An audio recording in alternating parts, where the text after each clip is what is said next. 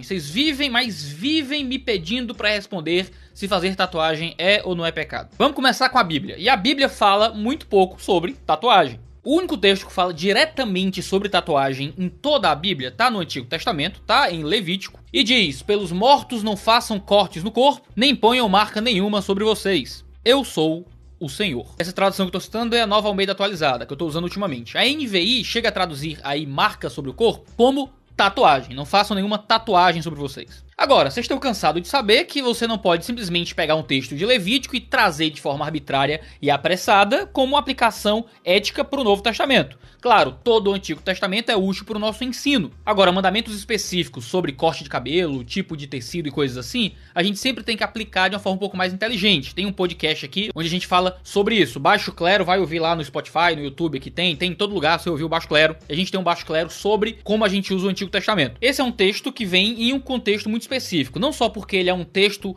de minúcias acerca de comportamento no Antigo Testamento que geralmente não são aplicadas de modo direto no Novo Testamento, diz que é proibido parar a barba, por exemplo, e ninguém tá reclamando do pessoal não estar parando a barba. Cabe considerar que o texto fala diretamente sobre fazer marcações no corpo por causa dos mortos, o que era um ritual muito comum nos povos pagãos ali daquele período na história de Israel, de fazer marcas sobre o corpo, que nem eram de tinta necessariamente, mas eram golpes a que feriam o corpo e deixavam cicatrizes em memória aos antepassados. E isso geralmente estava relacionado a culto aos mortos. O que Deus intenta é que o povo de Israel seja diferente dos povos pagãos, de forma que eles não tivessem em seus corpos marcas que adoravam os seus antepassados. Justamente porque o Senhor deles não eram homens que morreram e foram divinizados, como era comum naquele tempo, mas sim o próprio Deus de Israel. Daí a gente tem talvez a única aplicação moral mais direta dessa minúcia de lei do Antigo Testamento. A ideia de que o corpo deles não deveria ser marcado com algo que simbolizasse a adoração a antepassados. Logo, o corpo não deveria ser marcado